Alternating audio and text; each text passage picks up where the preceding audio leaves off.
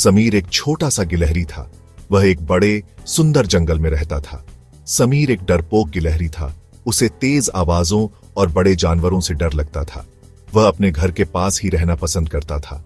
वह अपने पेड़ के पास अखरोट इकट्ठा करता था। समीर वहां सुरक्षित महसूस करता था। एक दिन जंगल असामान्य रूप से शांत था।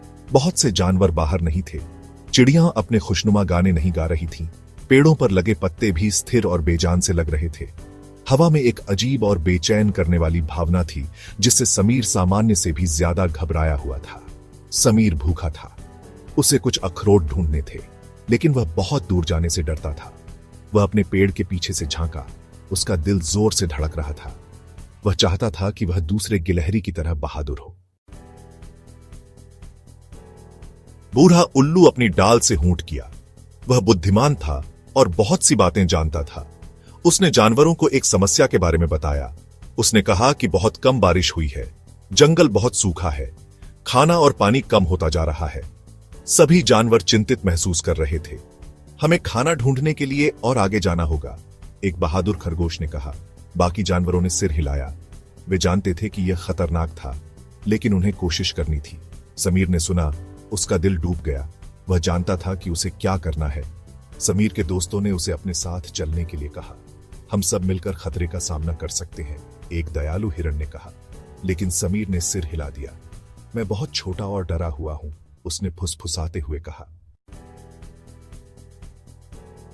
समीर अकेला रह गया।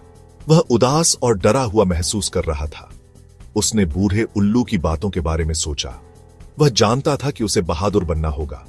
उसे अपने लिए खाना ढूंढना था। वह हमेशा दूसरों पर निर्भर नहीं रह सकता था। समीर ने गहरी सांस ली। उसने बहादुर बनने का फैसला किया। वह अपने डर का सामना करेगा। उसने अपने दोस्तों के बारे में सोचा। वे उस पर भरोसा कर रहे थे। उसे अपनी पूरी कोशिश करनी थी। वह जानता था कि सफर लंबा होगा।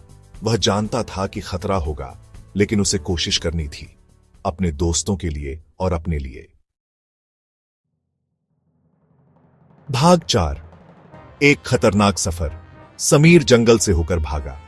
उसका दिल डर के मारे धड़क रहा था। उसने एक परछाई देखी।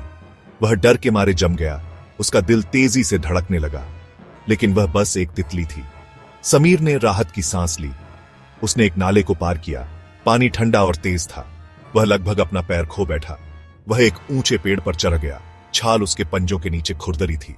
पत्तों की हर सरसराहट उसे चौंका देती थी। हर परछाई एक राक्षस की तरह लगती थी। उसने अपने दोस्तों के बारे में सोचा। उसे उनकी हिम्मत याद आई। वह जानता था कि उसे भी बहादुर बनना होगा। भाग 5। एक सच्चा हीरो। समीर को अखरोट के पेड़ों का एक झुंड मिला। उसने जितने अखरोट उठा सकता था उठा लिए। वह मुस्कुराया। खुद पर गर्व महसूस कर रहा था।